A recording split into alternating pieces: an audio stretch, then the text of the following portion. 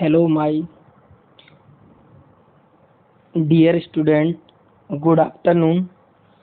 आप सब कैसे हैं? आई होप कि आप सब अच्छे होंगे। आज मैं काफ़ी दिनों बाद एक न्यू वीडियो क्लिप के माध्यम से बताना चाहूँगा।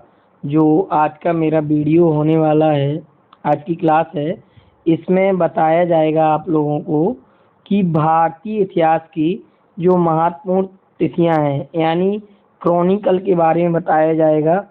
और इसकी खास बात यह है कि जो भी बताया जाएगा वो सिस्टम से बताया जाएगा और सन 1947 स्वतंत्रता बाद तक पूरा वीडियो होने वाला है। तो आप सभी लोगों से रिक्वेस्ट है कि वीडियो के अंत तक बने रहिएगा। और जो लोग न्यू व्यूअर हैं, चैनल को अभी तक सब्सक्राइब नहीं किए हैं, तो पीएस एकेडमी को चैनल को सब्सक्राइब कर दें और बेल आइकन को दबा दें, ताकि जो कंटिन्यू वॉच करने वाले हैं उनके पास नोटिफिकेशन सबसे पहले आ सके। चलिए, तो पीएस एकेडमी ऑनलाइन प्लेटफॉर्म में हार्दिक स्वागत है। मैं आपका प्रदीप सर। आज की क्लास जो है वो शानदार होने वाली है। आप लोग कंटिन्यू वॉच करते रहिएगा।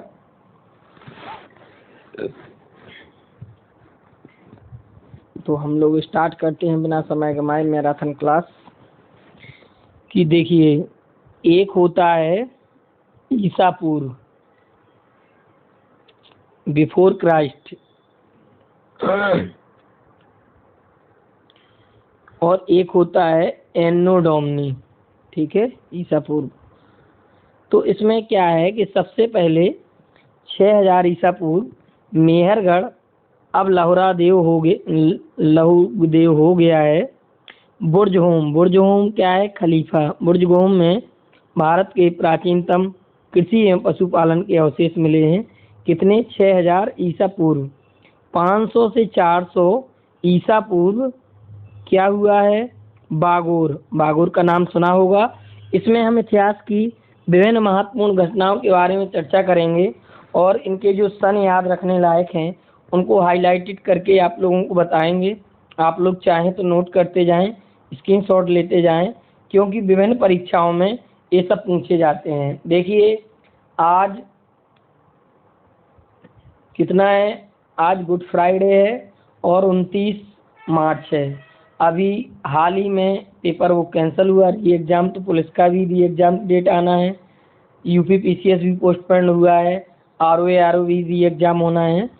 तो अभी क्या है कि इलेक्शन आचार संहिता है, बट इसके जल्द बाद जैसे ही इलेक्शन समाप्त होगा तो आप लोगों की डेट आएगी और आप लोग धीमे धीमे करके अभी तैयारी करते रहें, फिर स्पीड पकड़ जाएंगे। और आज आप लोगों ने अगर अखबार पढ़ा हो या ना पढ़ा हो तो अच्छी बात है। मैं आपको बता दूं कि जो इलाहाबाद में उच्चतर शिक्षा चयन आयोग है तो बन गया है, इसका मैंने वीडियो पूरा डाला है, कौन इसके अध्यक्ष हैं, कितने सदस्य हैं। तो कल उसकी मीटिंग हुई थी, 4 घंटे करीब चली थी, और उसमें उन्होंने बोला है कि जो भी टीजीटी की वैकेंसी है 4100 पदों पर, उसमें फार्म इतने आए हैं, उसका भी जल्द हमें लग रहा है कि डेट आ जाएगी। और आयोग का भी कैलेंडर जल्दी से आने की उम्मीद है। और इसके अलावा भी जो भी डेटें हैं आरओ की वो भी लग जाएंगी और एक बड़ी भर्ती भी देखने को मिलेगी। जो भी छोटे मोटे विवाद हैं एलटी के वो भी निपट जाएंगे और उच्चतर चयन आयोग से, शिक्षा विभाग से जो भी वैकेंसी निकलती है वो जल्दी आने के चांस है। चलिए, 500 से 400 ईसा पूर्व आदमगढ़ के निकट भेड़ बकरी पालन के प्रथम अवशेष मिले हैं। 400 से 300 कृषक एवं पशुपालन सभ्यताएं हैं। देखो, जो रेडियो कार्बन की तिथि है निर्धारण के आधार पर हड़प्पा सभ्यता का समय विस्तार का पता चला है। इसका सभ्यता, सबसे पहली सभ्यता कौन सी है? हड़प्पा सभ्यता। कब? 2350 से 1750। इसमें क्या है, घटती जा रही ईस्वी। अब जो ऋग्वैदिक काल है वो 1500 ईसा पूर्व से लेकर अब ऋग्वैदिक काल में क्या हुआ कि भारत में यानी इंडिया में आर्यों का आगमन हुआ। किसका? आर्य आए, डच आए, ये सब आए हैं। और 1000 उत्तर वैदिक काल में, एक ऋग्वैदिक काल है, दूसरा क्या है? उत्तर वैदिक काल है। कौन सा वैदिक काल है? उत्तर वैदिक काल है। आर्यों का पूरी गंगा मैदान में विस्तार हुआ है। गंगा यमुना का भी मैदान है। आप लोग जब सब पढ़ेंगे तो आप लोगों को पता चल जाएगा। 950 महाभारत युद्ध, 950 ईसा पूर्व में क्या हुआ था? महाभारत का युद्ध हुआ था। NCERT रामशरण शर्मा के अनुसार 5000 ईसा पूर्व माना जाता है। तो आजकल तो हम लोग NCERT का ही बेस्ट मानते हैं। देखो 850 ईसा पूर्व में जो 23 में तीर्थकर कुछ तीर्थकर महत्वपूर्ण है, जैसे 23 में हो गए, 21 में। तो 23 में तीर्थकर कौन है? पार्श्वनाथ का जन्म परंपरागत वर्ष है। और ये जैन धर्म, बौद्ध धर्म, ये सब बनारस जाइए आप तो वहाँ पे सब मंदिर बने हुए हैं। 600 से 550 16 महाजनपदों का उदय हुआ था। कितने महाजनपदों का उदय हुआ था? 16 महाजनपदों का। आप हिस्ट्री पढ़ते जाइए, एक बार अच्छे से पढ़ लीजिए NCERT और महेश वर्णमाल का कोई भी एक अच्छी बुक, ज्ञानचंद, विपिन चंद, कुछ भी अच्छी बुक एक बार रीड कर जाइए। और आधुनिक भारत की विपिन चंद्रा, मॉडर्न हिस्ट्री। ज़्यादा अगर आपको स्टैंडर्ड बुक पढ़नी है तो स्पेक्ट्रम भी पढ़ सकते हैं।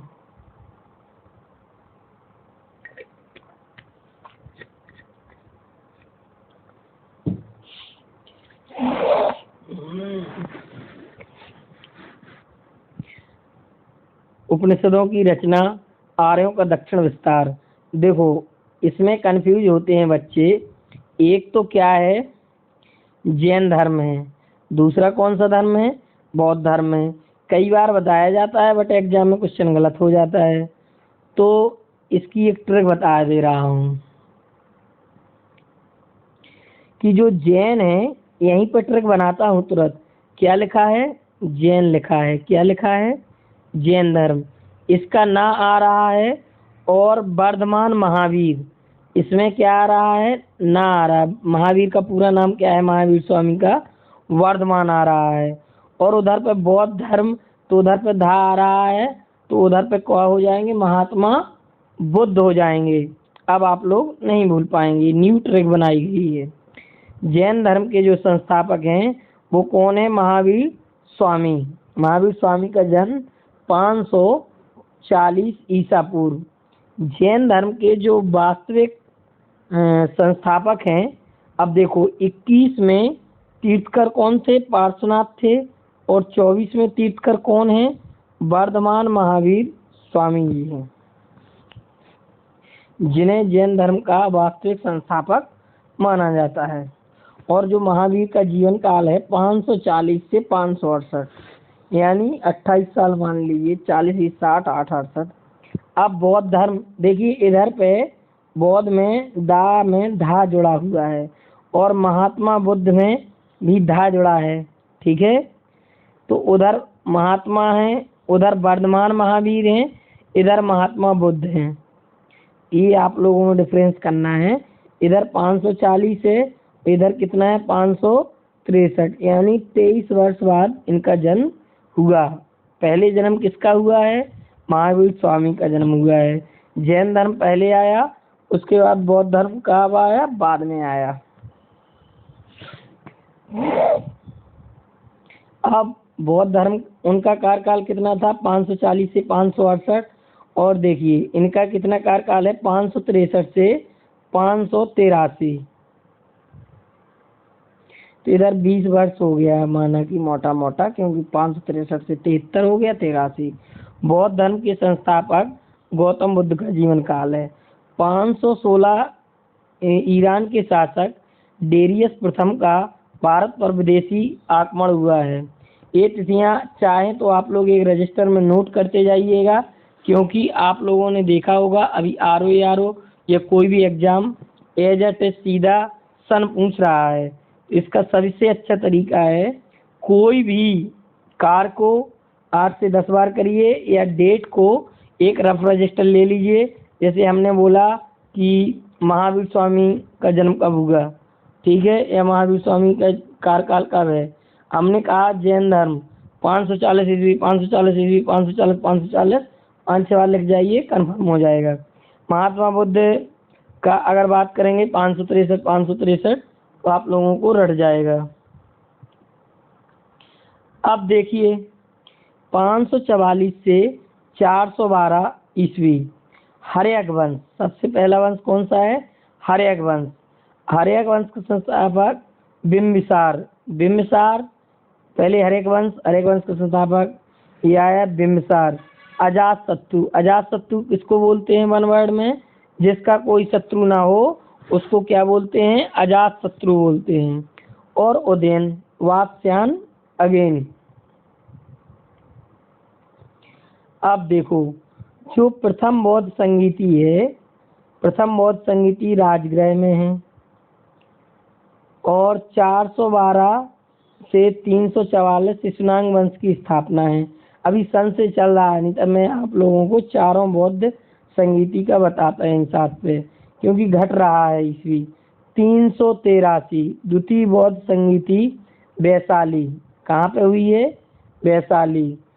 देखो पहली हुई है 483 में और 100 वर्ष के अंतराल से एक यहाँ हुई है 383 में।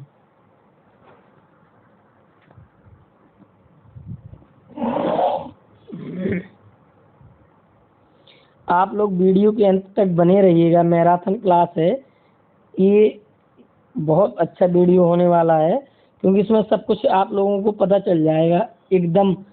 क्रॉनिकल, क्रॉनिकल का मतलब क्या होता है? जो एक निश्चित क्रम रहता है। एक क्रॉनिकल करंट अफेयर्स भी आती है, मैगजीन पत्रिका आती है। अब 544 से 412 ईस्वी में हर्यक वंश, हर्यक वंश इसका बिम्बिसार, अजातशत्रु ये सब बता चुके हैं। शिशुनाग वंश की स्थापना 412 द्वितीय बौद्ध संगीति ये बता चुके हैं, ये दोबारा रिपीट हो गया पीडीएफ में। 344 मगध, मगध में क्या है कि नंद वंश की स्थापना। सबसे पहले कौन से मगध में क्या हुआ? नंद वंश की स्थापना।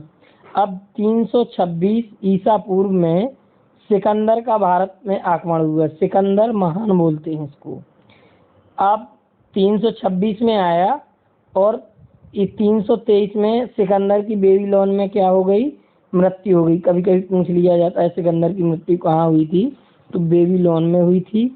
चंद्रगुप्त मौर्य द्वारा मौर्य वंश की स्थापना। अगर मौर्य वंश, सबसे पहला वंश कौन सा है उसमें बात करेंगे स्थापत्य कला में, तो मौर्य वंश, मुगल साम्राज्य, मौर्य वंश 323 ईसा पूर्व,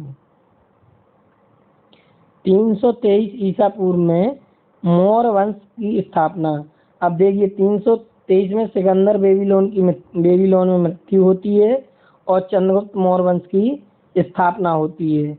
अब सेल्यूकस निकेटर, सेल्यूकस कब आया था भारत पर आक्रमण? कब किया था सेल्यूकस ने? 305 ईस्वी में किया था। 298 बिंदुसार कब बना शासक? 298, 298। 272 से 268 अशोक तथा उसके भाइयों के बीच उत्तराधिकार का युद्ध हुआ। किसका युद्ध हुआ? उत्तराधिकार का युद्ध हुआ था। अशोक शासक कब बना था? 269, 269 में। देखिए अशोक का शासनकाल कब से कब तक रहा? 268 से 232 ईसा पूर्व तक रहा। अब इसमें हम लोगों को क्या याद रखना है? कभी कभी पूछ लिया जाता है कि कलिंग युद्ध कब हुआ था, तो कलिंग युद्ध कब हुआ था? 261 ईसा पूर्व हुआ था। 257 उपगुप्त द्वारा अशोक बौद्ध धर्म में दीक्षित हुआ। तृतीय बौद्ध संगीति है 251 में। अशोक की मृत्यु कब हुई? 232। उसके बाद जब अशोक की मृत्यु हो गई तो कौन राजगद्दी पर बैठा? कुणाल शासक बना। कौन बना? कुणाल शासक। आप लोग 1 से 2 बार सुनेंगे तो आप लोगों को ये पूरा सन से याद हो जाएगा। अब देखिए 200 ईसा पूर्व में क्या हुआ? बिफोर क्राइस्ट, बीसी, यूनानियों का भारत में आगमन हुआ। किसका आगमन हुआ? यूनानियों का भारत में आगमन हुआ। कब हुआ? 200 ईसा पूर्व में हुआ। 185 अंतिम मौर्य शासक बृहद्रथ की हत्या। जब अंतिम मौर्य शासक, पहले मौर्य शासक बना था, कौन बना था? चंद्रगुप्त मौर्य। देखो इसका आप लोग इससे याद रख सकते हैं कि मौर्य वंश यानी चंद्रगुप्त मौर्य, मौर्य से सीधा आप लोग मौर्य वंश याद रख सकते हैं। चंद्रगुप्त मौर्य, मौर्य वंश, ये आप लोग याद रख सकते हैं। दूसरा, अंतिम कौन बना मौर्य वंश का संस्थापक? तो बृहद्रथ की हत्या हुई।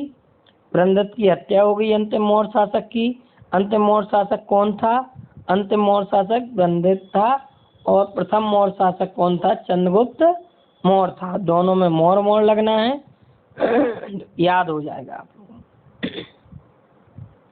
अब जब बृहद्रथ की हत्या हो जाती है तो मौर्य वंश क्या हो जाता है? समाप्त हो जाता है। मौर्य वंश क्या हो जाता है?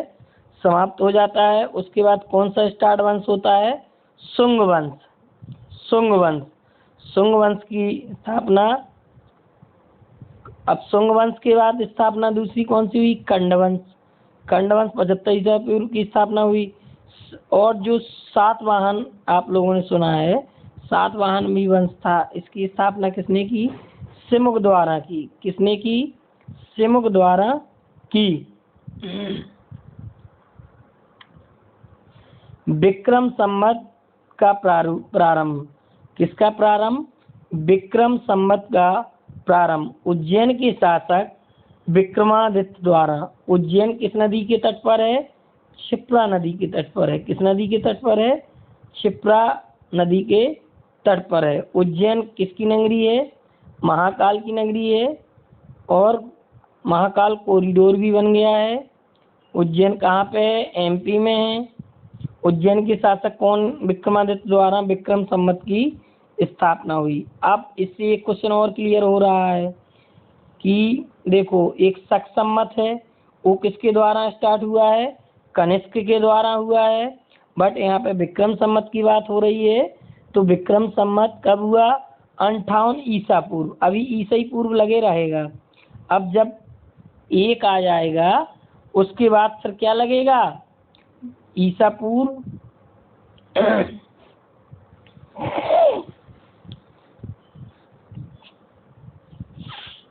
ईसवी सन लग जाएगा। अभी ईसा पूर्व लगा है, उसके बाद ईसवी सन लग जाएगा। तो देखो विक्रम संवत 58 ईसा पूर्व है।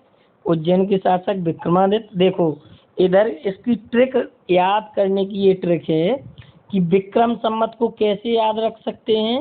विक्रम संवत को हम लोग विक्रमादित्य, देखो विक्रम यहाँ लिखा है, यहाँ पे विक्रमादित्य लिखा हुआ है, तो हम लोग इससे याद। एक वीडियो आप लोगों को ट्रिक, न्यू ट्रिक क्रीम माध्यम से आप लोगों को पढ़ाएंगे। जरा गौर करके आप लोग पढ़ेंगे तो आप लोगों को पता चल जाएगा कैसे क्या है। अब शकों पर विजय के उपलक्ष्य में 58 ईसा पूर्व से एक नया संवत कौन सा हुआ है? विक्रम संवत के नाम से प्रारंभ हुआ। किसके द्वारा दिया गया? विक्रमादित्य के द्वारा। कहाँ के शासक थे? उज्जैन के शासक थे। अब 22 ईसा पूर्व में चोल। चोल कौन थे? चोल एक राजा थे और क्या थे? पांडव। पांडवों की राजधानी क्या थी? मदुरई। पांडवों की राजधानी क्या थी? मदुरई। मदुरै। अब जो मदुरई है, ये क्वेश्चन आता है पीसीएस में, कौन सी नदी के तट पर है? वैगई नदी के तट पर है। याद आ गया तो मैंने आप लोगों को बता दिया। चोल पांडवों का रोम से व्यापारिक संबंध था। रोम।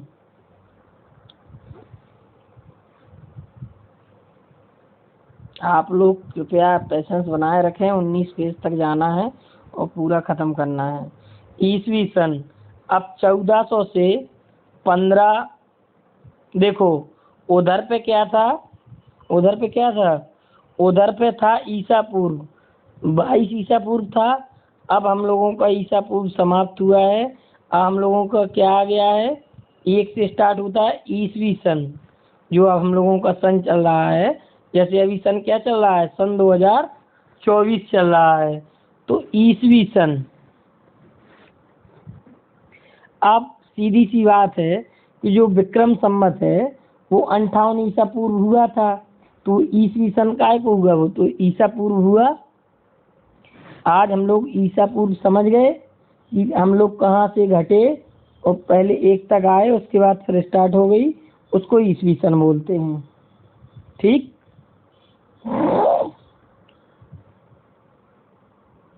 अब वर्ष सन की बात हो रही है, ठीक है। देखो 14 से 15 ईसवी वर्ष में रोमन संत, कौन संत, रोमन संत सेंट थॉमस का भारत में आगमन हुआ। अगर सबसे पहले संत आए तो कौन आए, सेंट थॉमस आए। 20 से 26 ईसवी वर्ष में घोड़ो फनिस के समय में भारत में संत थॉमस का आगमन हुआ। अब 45 ईसवी वर्ष में क्या हुआ, कौन आए, कुषाणों का भारत में प्रवेश हुआ। कौन हुआ, कुषाणों का भारत में प्रवेश हुआ।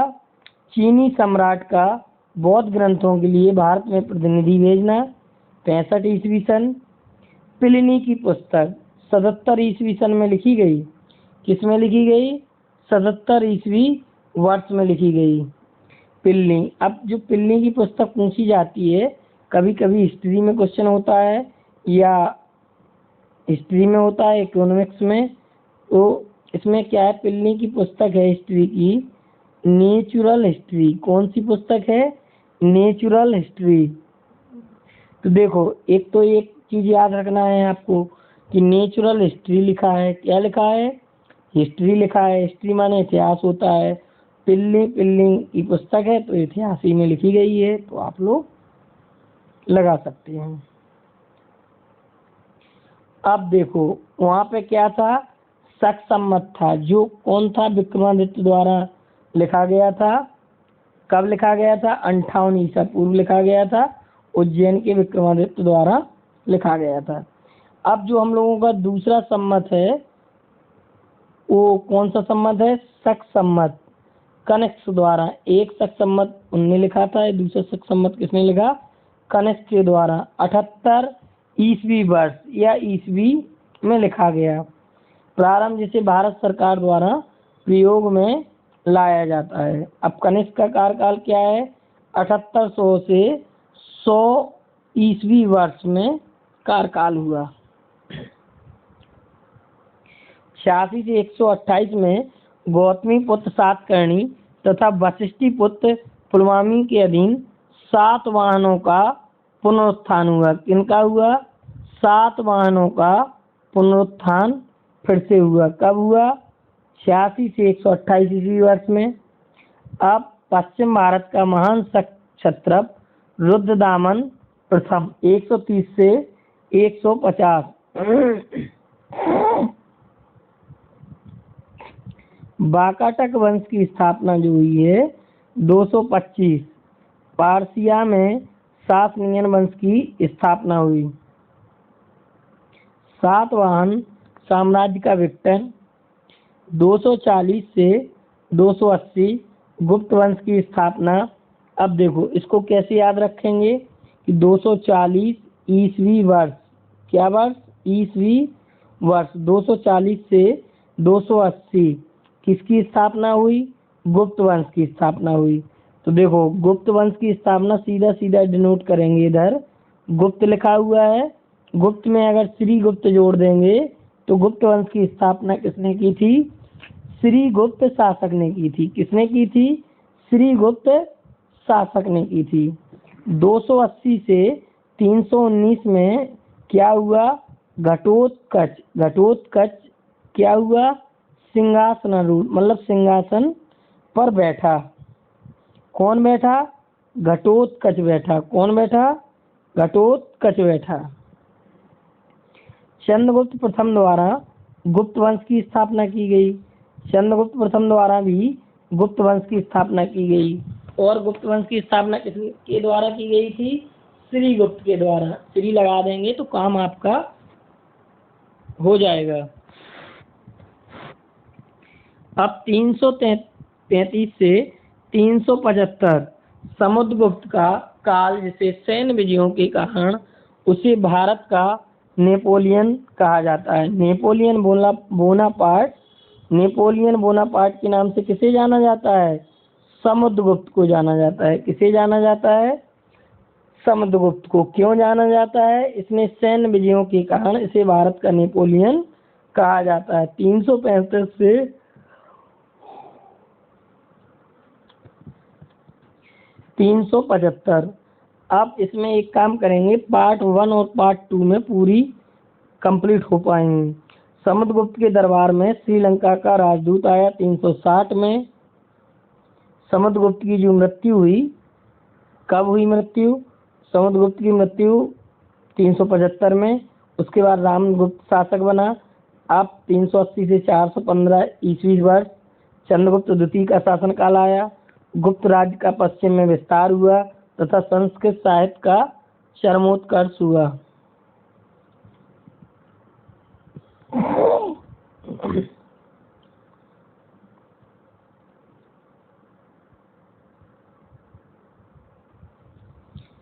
अब 399 से 414 में फाहियान भारत आया।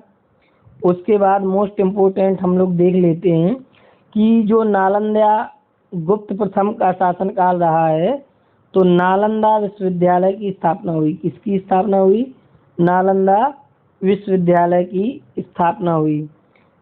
कुमार गुप्त का प्रथम शासनकाल। अब 455 से स्कंदगुप्त का काल लगा। हूणों का प्रथम आगमन कब हुआ?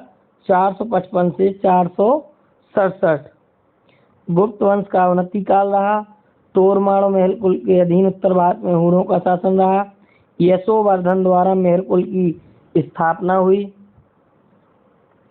अब हर्ष का शासनकाल कब आया? 606 ईस्वी वर्ष से 647 हर्ष का शासनकाल। पुलकेशिन द्वितीय शासक बना। कौन बना? पुलकेशिन द्वितीय शासक बना 609 ईस्वी वर्ष। हेनसोंग भारत में रहा। कब रहा? 629 से 645। सिंध पर प्रथम आक्रमण हुआ 636। और मोहम्मद बिन कासिम का भारत पर प्रथम अरब आक्रमण, राजा दाहिर की पराजय। मोहम्मद बिन कासिम कब आया है? 712 ईस्वी वर्ष। ईसा पूर्व नहीं, ईस्वी वर्ष। मोहम्मद बिन कासिम, इनको स्टार लगा लीजिए कि मोहम्मद बिन कासिम का भारत पर प्रथम अरब आक्रमण, राजा दाहिर की पराजय। नाग भट्ट द्वारा पिथियार राज्य की स्थापना। दक्खन के राष्ट्रकूट। कौन राष्ट्रकूट? दक्खन के राष्ट्रकूट 753 से 973। पूर्वी भारत के पाल 760 से 1142। अब देखो महान पाल शासक कौन हुए? धर्मपाल का कार्यकाल। किनका कार्यकाल? धर्मपाल। अब धर्मपाल को हम लोग क्यों ज़्यादा याद रख रहे हैं? क्योंकि इन्होंने विक्रमशिला विश्वविद्यालय की स्थापना 770 ईस्वी वर्ष से 770 से 810 के बीच की थी। विक्रमशिला विश्वविद्यालय।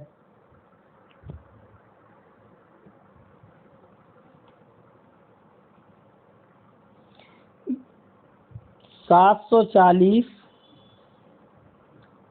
सौ सत्तर से 810 के बीच विक्रमशिला विश्वविद्यालय की स्थापना धर्मपाल ने की थी। और एक याद रखना कहा है कि गुप्त प्रथम के शासनकाल में नालंदा विश्वविद्यालय की स्थापना कब हुई थी? 415 से लेके 415 से 400 415 से 400 415 से 455। ठीक। नालंदा विश्वविद्यालय कहाँ पे है? बिहार में है। कभी कभी यही पूछ लिया जाता है कि विक्रमशिला विश्वविद्यालय का प्रथम शासक या किसके कार्यकाल में, तो धर्मपाल के कार्यकाल में लगा देंगे आप लोग। अब राजस्थान के वत्सराज द्वारा उत्तर भारत में गुर्जर पिथियार वंश की स्थापना हुई तथा उनका शासनकाल शंकराचार्य, जो आदि कवि शंकराचार्य जी हैं, ज्योतिर्लिंग 12 ज्योतिर्लिंग हैं, शंकराचार्य हैं, मठ हैं। अद्वैतवादी दर्शन, उनका अद्वैतवादी दर्शन कब हम लोगों को मिला? 788 से 820।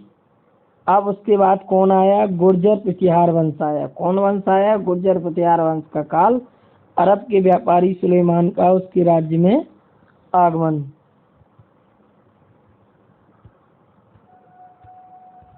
मेहर भोज कब शासक बना? 836 ईस्वी वर्ष में विजयालय द्वारा पांडवों को पराजित कर तंजौर पर अधिकार यानी तंजौर पर अपना शासन बना लिया था। कब बना लिया था? 850 विजयालय द्वारा पांडवों को पराजित करके। अरब यात्री 851 ईस्वी वर्ष अरब यात्री कौन आया? सुलेमान ने भारत वृत्तांत लिखा था। जो भारत वृत्तांत लिखा था वो किसने लिखा था? सुलेमान लिखा था। कौन था? अरब यात्री था। कब आया? 851 ईस्वी वर्ष। सुमात्रा एक ह्वांगसू है, वो ज्योग्राफी का वर्ड है। सुमात्रा क्या है? सुमात्रा कहाँ है? इंडोनेशिया। इंडोनेशिया के राजा बलपुत्र द्वारा नालंदा कहाँ है? बिहार में एक बौद्ध बिहार की स्थापना। जैसे बसंत विहार कॉलोनी हो गई, ऐसी बौद्ध विहार की स्थापना किसने की थी? बलपुत्र ने की थी। सुमात्रा इंडोनेशिया के कौन थे? ये राजा थे। अब चोल आ गए। चोल तंजौर के शाही चोल 871 से 1173। 883 से लेकर 1026 पंजाब और काबुल के हिंदू शाही चोल शासक परांतक प्रथम का राज्याभिषेक।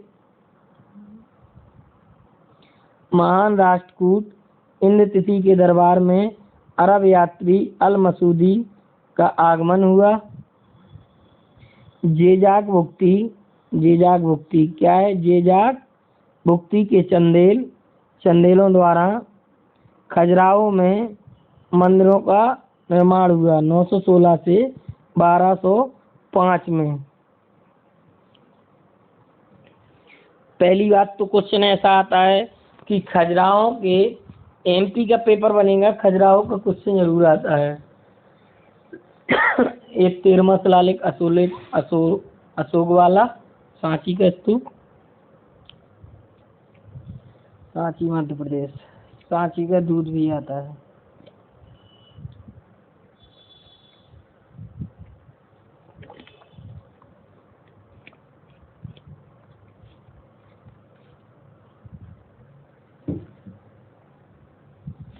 इसमें हम लोग चलेंगे कुछ टाइम तक, देखते हैं। इसमें हम लोग ज़्यादा से ज़्यादा जाएंगे,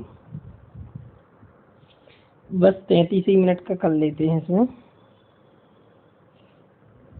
33 मिनट कहाँ भी करेंगे।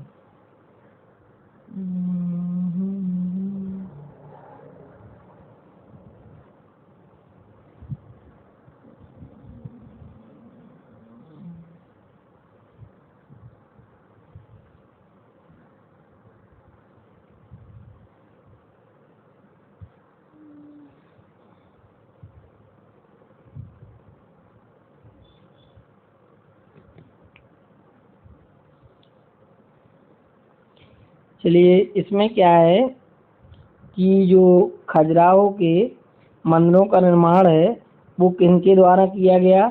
चंदेलों द्वारा किया गया। किनके द्वारा किया गया? चंदेलों द्वारा किया गया। खजुराहो के मंदिर कहाँ के थे? जेजाक भुक्ति के चंदेल थे। मध्य भारत में त्रिपुरी के कलचुरी 950 से 1195। अनहलवाड़ा काठियावाड़ कहाँ पे? गुजरात में है। कि सोलंकी गुजराती चालुक्य हैं 973 से 1238। सुबुक्तगीन का भारत में आक्रमण हुआ। कब हुआ? 977 में। 985 1014 राजराज चोल का शासनकाल। तंजौर के प्रसिद्ध शिव अथवा बृहदेश्वर मंदिर का निर्माण। बगदाद के खलीफा द्वारा महमूद गजनवी को स्वतंत्र शासक के रूप में मान्यता मिली। महमूद गजनवी का भारत में काबुल पर प्रथम आक्रमण हुआ है, वो कब हुआ है? 1000 ईस्वी वर्ष पूर्व महमूद गजनवी भारत आया। भारत में सबसे पहले काबुल पर प्रथम आक्रमण किया उसने। अब 1000 से 1323 वारंगल के काकती, कहाँ के काकती? वारंगल के काकती, बेतराज प्रथम के संस्थापक, प्रताप रुद्रदेव अंतिम शासक। वहंदत की लड़ाई, जयपाल, हिंदू शाही शासक कौन था? जयपाल था। महमूद गजनवी से पराजय हुई इसकी, कहाँ की लड़ाई में? वहंद की लड़ाई में। महमूद गजनवी द्वारा जो सोमनाथ मंदिर की लूट की गई वो कब की गई? 1025 से 1026 ईस्वी वर्ष। महमूद गजनवी का अंतिम आक्रमण हुआ था 1027 ईस्वी वर्ष। महमूद गजनवी की मृत्यु हुई अलबरूनी। जब महमूद गजनवी की मृत्यु हो जाती है 1030 में, उसके बाद अलबरूनी का भारत में आगमन होता है। किसका आगमन होता है? अलबरूनी का भारत में आगमन होता है।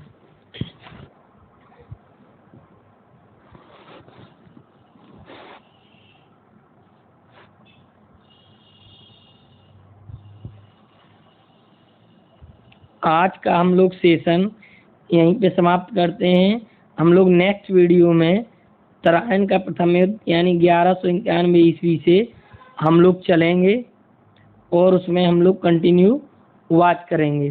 ठीक, आज का सेशन हम लोग यहीं समाप्त करते हैं। कल हम लोग नेक्स्ट वीडियो में आप लोगों को पार्ट 2 और पार्ट 3 3 वीडियो में आप लोगों को क्लियर कर दिया जाएगा। जय हिंद, जय भारत। मैं आपका प्रदीप सर।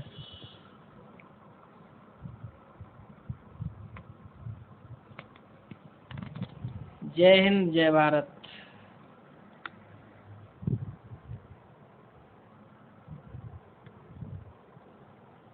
अगर आप लोगों को कंटेंट अच्छा लग रहा हो, वीडियो को लाइक करें, चैनल को सब्सक्राइब करें और कमेंट करें किस पे वीडियो आप लोगों को चाहिए। जय हिंद, मैं आपका प्रदीप सर। मिलते हैं नेक्स्ट वीडियो में।